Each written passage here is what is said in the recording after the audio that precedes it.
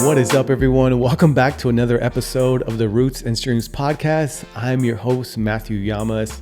And if you're watching this, even if you're listening, you're noticing kind of something different. But if you're watching, you definitely see like I am somewhere completely different. And if you've been keeping track of me on social media or you know me at all, I am in the 818 Auto Detail Co. shop right now. I'm in our office space. You can see through the window behind me where the garage shop space is, where my business partner and best friend Mario details cars, and he went out on something right now. So I'm here alone. And I'm trying to do my best to keep this podcast going. I see a future for it that can include this group of people, this like field. I don't know how to put it, but like just the auto detail, I don't want to say industry, but I don't know, just like this population is not one I'm necessarily always connected to outside of Mario, but even just meeting people, everyone is really welcoming, really nice, and is on their own everyone's on their own paths as well. And just even talking to somebody yesterday about the podcast came up and him asking, like, so what do you talk about? Like, how does that work? And he's like, are you making money? I was like, no, one, no money is being made. And I didn't do it to make money. Two, and three, I talk about like my fatherhood and husbandhood and a little bit about faith and sharing things and stories and experiences that I've experienced that I would like the generation before me that I don't always get a chance to sit down and talk to hear about. And even just hearing about my daily things I'm going about, hopefully they get a pull from some of that. And so he shared some of things he's gone through. He's probably around my age or a little bit older, and just really appreciated, like, thanks for doing that. And I just thought it was just so cool that he had never heard my podcast, but just hearing what it's about was already grateful that there's somebody that he ran into that's trying to do what I'm doing in this space. And so I say that because I see the service that this podcast is continuing to be in, and I want to be a part of, and I want to try to carve out time where I can to make it happen. And this is kind of my last, like, this is Friday morning, barely morning. And usually this podcast is already out Friday, like 7 a.m. and I've recorded it throughout the week. So this is like my last attempt to try to stay on track. And it's so hard to stay consistent when life and there's so many other things happening, like with this business, the 818 Auto Detail Co. starting, and all the tasks that have been going on, and trying to start the business, and still having a family and a wife to take care of, and all of the things. And this is one of the things that I just don't feel like God's saying that this is done yet. It's just changing what it looks like. And so for me to press record here, set up my camera / computer, and just all the things was like, all right, I'm gonna try. And even hitting record and carving out this time, and not just saying there's so many things to do, because there's just, it seems like there's never enough to do in a day. And sometimes these tasks just build up and they tell us we can't do certain things that we know probably are even more important. So here I am pressing record and trying to stay consistent with this. Maybe even realizing that the gain wasn't all the way up. Hopefully the audio is not too bad. And so how has it been going the last couple of weeks? So I didn't record the last couple of weeks because of Thanksgiving, and this week would have been the second week I didn't record, but here I am recording. And there's been ups and downs with starting this business. The consistency is paying off. Like, it was hard work to put in the floors, and sometimes didn't want to come because I was so tired and worn out of like painting and installing the floors and just helping do the construction here and the demolition. But when you're a little bit more rested, you can kind of step back and see, wow, okay, this is coming along. And then you're like, oh man, but businesses really hasn't kicked off yet. And then you start worrying about the bills, and it's just like, no, just keep putting that one foot in front of the other. And that's really what I've been doing. I haven't been spending as much time in my Bible and praying. I don't feel like a huge conviction about it. I don't feel like, oh, God's like, you don't care about me. However, I do feel the need and the draw for it, because I know when I do it, I feel so much lighter. I feel more assured. But as you can see, if you're watching, like, I have not had a good shave in the last couple of days. And it's just adjusting and making time for all the things. In my reading, and it's one thing I want to share about, as I'm continuing the reading, going from like the beginning to the coming of Jesus, and like what it meant for people, and really focusing on all of the different stories and scriptures that touched on like there is going to be this Savior, this person to come, which is Jesus, to help wrap my mind around like, what does it even mean that Jesus arrives on the scene? Because oftentimes being raised in the church or even new to the church, it's like that's all you hear about, and it's just like supposed to make sense. So that's the reading I've been continuing in right now, just reading the birth of Jesus. And it's been pretty cool because of reading all the things before, like seeing how it's connected and how certain stories and scriptures and even small details that we don't typically understand or notice because we're not as versed in Old Testament like maybe ancient people were. But seeing like how even the smallest little details were like signals and flags to people to say like, oh wow, and they would know that matches up with that scripture, that matches up with that story, or this is saying that. So just like how all of the prophecies were being matched in these stories. So that's been really cool. And I seem to always be asking questions, like in my research and studies, though. This is something I had last week and carrying into this week, like wondering about like sacrifices and like why Jesus, like why was it important that he sacrificed, and why were people sacrificing animals? And is that a God thing or a human thing? Or why don't we make sacrifices anymore? Or what does it look like to make sacrifices today? Like what's the equivalent of killing a perfect lamb today as it was for people to do it back then, and what it meant for them? So I started to dig in here, even though I'm kind of getting ahead of where my reading is because I'm just reading where Jesus is born. But these questions started coming up, and this is kind of a pattern I've noticed for myself, is that I started asking questions in my mind, and my actions are always just right ahead of where I'm going or what I'm reading. So I found that interesting, but I wanted to share a little bit about like the digging that I did in this area about why sacrifice animals? Like, what is that? Is that a part of like this whole human experience? Is that something special to just that time? And so I started digging in, because I'm somewhat familiar with, the entire Bible, but definitely focusing on the prophecies that led up to Jesus right now. And I like to approach the Bible in a way that can just ask a lot of questions. That maybe asking questions and giving myself some time to focus on things that maybe we just look over when we go to church or we're just doing religious things in Christianity. Because sometimes things don't make sense. And I am trying to make it okay for me. And hopefully as I make it okay for me, I make it okay for others to ask questions and be like, but wait, like Jesus doesn't really make sense. And why does like people say like, oh, he died for our sins and I don't deserve it and all these things. And that's like just supposed to inherently mean something to me, but sometimes it doesn't. Or sometimes I feel like I'm faking it, or in my darkest moments, it's like not making sense at the moment where it should. So that's kind of where I like to dig, in the hope that other people can maybe find whatever I'm looking for, and also I could find a little bit more truth and faith myself, as I go through life and this human experience, and it gets difficult.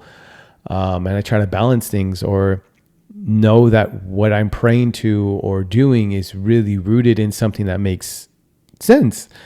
And so going back to sacrifices and wondering, like, why did Jesus have to sacrifice himself? Or why was that even a part of the story? Like, in my mind, always goes back to Genesis, like the first story of like Adam and Eve, of how, and then I thought like, wait, but there were no sacrifices there. Like, God didn't tell them to go out and sacrifice something for what they did wrong in the garden. Like, it, to me, like, people may argue like, oh, Christianity or even ancient Christianity, you know, it's all about these laws and everything. And, you know, they are just, and you had to sacrifice and kill Jesus. And I would argue that it seems to me that maybe that wasn't rooted in God's plan.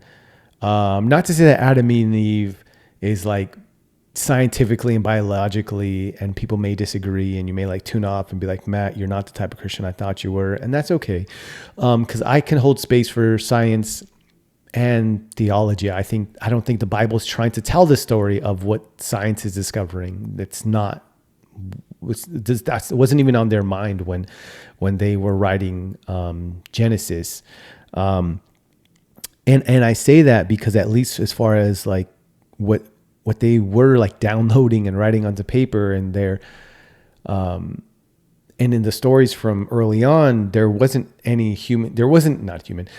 sacrifices, it seems to me, and there weren't like given a bunch of laws right when they were created. And to me, that always signals is like, maybe God was meeting them. So the ancient people in the later stories, where they were surrounded by a lot of different societies and cultures that were sacrificing, and they were influenced by them. And it seemed like that was the thing, right? It's like being here today, being around a bunch of people that are all grinding and capitalism and success and start your own business and make sure you go on this many trips and this many square footage of your house. And this means success. This means you lived a good life if you've had this many kids. And this is how you know your life wasn't a waste, right? There's all these things that are just culturally that happen around us. And it's not necessarily like that we subscribe to that religion of all these things, but it's just the culture of here.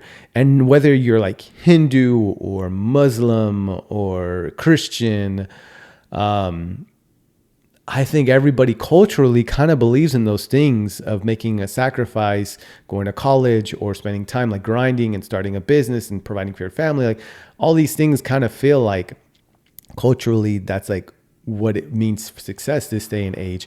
And I think around that time, it's not necessarily that they were believing in those religions, but everyone around them, this group of people later to be known as the Israelites, these Jewish people that God had chosen in this story, they saw that, at least to them in their observations, these other societies and culturally around them, people were making sacrifices. And that's meant like, this was a way to get into this system of making sure that this greater power, whatever it is, you're aligned with it. And that just made sense to them back then. And I think it wasn't that God was saying that this is the way that I have created things and these sacrifices have to happen. It's like, no, this is what made sense to them in that time and was the root of their faith. Not that God created humans necessarily in that was the only way to do it. And so he was meeting them where they were with those sacrifices, in the hope that when they would kill something that was so beautiful, like a lamb that was perfect, that they would feel the heaviness of what they had done wrong. And then maybe they would then have more mercy and love and more just want to do more just, humble things in their life, because they felt the weight of like, man, this animal is going to die because of the things I've done. And God saw that that was something that was in their culture and at the time. And I'm hoping I'm making sense as I'm trying to like unpack of some things that I've been noticing. It wasn't like that the sacrifice was the way God made them. And it's always like this double thing, right? Like, was it meant to be? Like, did God do it or did we do it? And it's kind of always like this, I believe it's this and thing, because we have a choice, and God was meeting them where they were. Like, that was their understanding. That was their experience.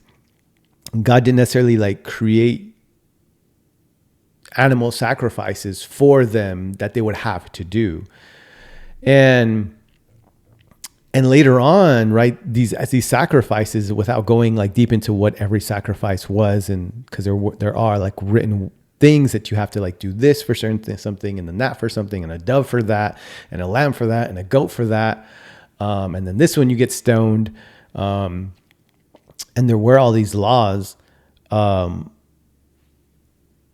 but like God, it seemed like he already knew that those things weren't going to ultimately work, because even with all the sacrifices that they were doing to kind of cleanse themselves and to say, okay, I've been forgiven for this, they would go back and do the same thing, or they would treat the poor really terribly, right? Even though they made a sacrifice for like treating their brother a certain, like they cheated on their taxes or something, or they cheated out on a deal for a donkey or something, and then I'm gonna ask for forgiveness for this bad thing I did.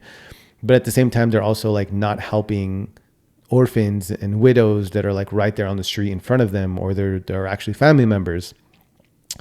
And so it's like the heaviness wasn't hitting them anymore. Like the sacrificing of animals wasn't the ultimate like answer for things. God was meeting them where they were. And it was more so that that's what they wanted and believed. It's not that God saw that as the answer. He just knew that that's where they were, and was meeting them where they were, because it seems to me like he more so wanted them to have like love and mercy and justice in their heart altogether. Right? Not needing to sacrifice any animals, because it doesn't ultimately work anyways. But God's like, okay, we're going to do it your way, because this is your understanding. And so, I'm going to say, this is the way you should do it if you want to go this route, right? You want to go this route. This is the way you want to do it. This is the way you're saying, like, this is the culture of this time. And so I'll meet you where you are. And so that they would do these sacrifices. But it turned out to like not do anything. And eventually, like later on, as like these sacrifices aren't working, and the society is getting more and more just unjust and treating people terribly, when everything's supposed to be centered around like loving their neighbor. But they're just trying to like jump through all the hoops and find loopholes in the laws to kind of, for their own good, for their own benefit. But that would really, God, and he tells them like later on, like, I don't want your sacrifices. Like, it doesn't mean anything. Like, if you're not going to live like you are an image of me, like a loving, just, merciful, humble person that has been created by a God that is that, then it doesn't matter. Like, that's just a system that I was trying to meet you at. That wasn't the ultimate thing. Like, I was hoping that, you believed that would be heavy enough to help you realize the things that you're doing are wrong. But it doesn't seem to be working. Like, so I don't care about the sacrifices. Like, it doesn't mean anything. Like, I want your heart to be humble and merciful and loving. That's really what I want. Like, I don't want the system. I don't want the laws. And like, 'cause as I started asking like questions in that area, trying to figure out like what it meant. Like, and why would Jesus like die on the cross? Like, why is that like the ultimate thing? Because I started thinking like, okay, so if there is this lamb that's perfect that God created, that he's given to these people to sacrifice and like cleanse them, then is Jesus the lamb that God has created to be sacrificed? Like, why would God create something like a human, Jesus, just to be sacrificed so we could be cleansed or like realize things? And so that was like my question, but then that pointed to what I'm talking about, is how it wasn't that God provided Jesus just so he can be killed and sacrificed. That is what ends up happening, but it's more so, it just like we had humans had the opportunity to accept Jesus as their king. And like, right, if that would have happened, then he wouldn't have died. They would have been like, oh, this is the king. We see him. We want to live like him. We accept him, and we're going to like not kill him. Right. But inherently that just wasn't the state of the world at that time, and probably not now either. And so it ultimately exposes human violence, right? It reveals our disconnect from a God that is loving and merciful, that's trying to make us like him. And it like is going to absorb like all of that evil and wrongdoing. And ultimately, like, Jesus like is forgiving, like he's overcoming everything by forgiving us for even doing that. I have quotation to like, God didn't like need to kill Jesus. It was just a further point, like the final point of saying like, look, you are rejecting me. And even you rejecting me even in human form. And this is like the final kind of, I think, God's final act of saying, this is all I can do. Like, if killing these lambs and making these sacrifices isn't hitting you at your core and making you want to be better and live more like me, and seeing how like I can provide these things, ultimately for you to just sacrifice so that you can feel the weight of it and want to be like, man, I shouldn't do that again. Like, yes, God did provide for me. And, you know, and he's telling me to treat my neighbor in a loving way and to seek him first. Like, I see the importance of that, and I don't want to have to kill that lamb again. But people started to get numb to it, and killing lambs, like, it was just a system. So I think it was God's, at least from what I'm kind of like finding as like a hint or moving towards, is that it was like God's last attempt to be like, okay, let's see if you can feel the weight of actually like killing a human who doesn't deserve it. And is even asking for like, even forgiving you as you're doing it. And it's like I said, God's last straw, like his last attempt to try to save humanity. And it seems to have worked. Like, at least somewhat. Like, some people do feel the weight, as I'm kind of trying to understand, of like killing another human, of like the things that we do hurt people.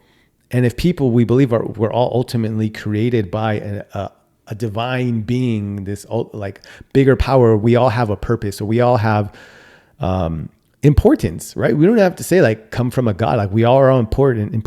I believe I'm important. You believe you're important. Like, we believe our children are important. So when we do wrong to them, right, even indirectly, like we're just being greedy and we're not sharing, we're hurting other people, right? And so I think perhaps God was trying to show us like what it looks like when we hurt somebody else that really doesn't deserve it, just out of like fear and greed. I'm gonna look through more of my notes because I'm trying to remember of how this was kind of making sense for me, like how the sacrificial system was designed to create discomfort, right? And that ultimately didn't work. And it was supposed to create like grief and a grief response, but it just ended up being like a ritual compliance.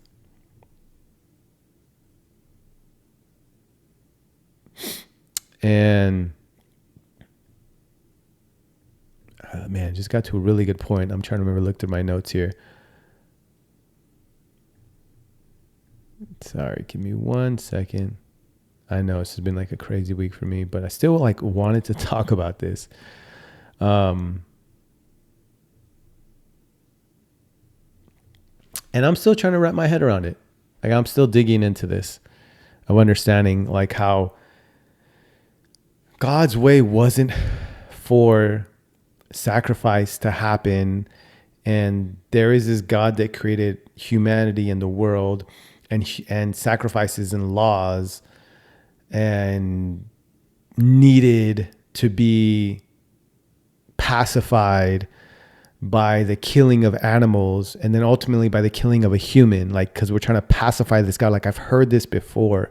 Like, there's this God that needs to be pacified, and because he's a just God, and things need to be, the rights need to be wronged, and maybe that's true to some extent, but I think really at the core of it is that there's a God who is trying to pull us towards having a character of feeling for others, having grief for, like, when things aren't done in a just way, having mercy when people wrong us, loving on people that maybe just don't seem lovable, and loving people when they are lovable, and making sure that we spend time to make sure that they know they're important. These things are like at the core, and it's like God's just trying to get us back to that. And the whole sacrifice and laws thing was just like a means that didn't end up coming to the end that it was supposed to. But that wasn't, it seems to be God's plan in the first place. That's just him saying, like, look, I'll do it your way.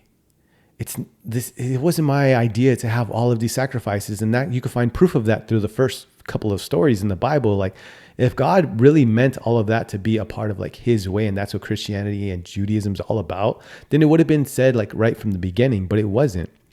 Those laws and rituals didn't come until later. Like, that would have been like right when Adam and Eve were created. To me, it seems more so that he's just trying to call us into a relationship with him.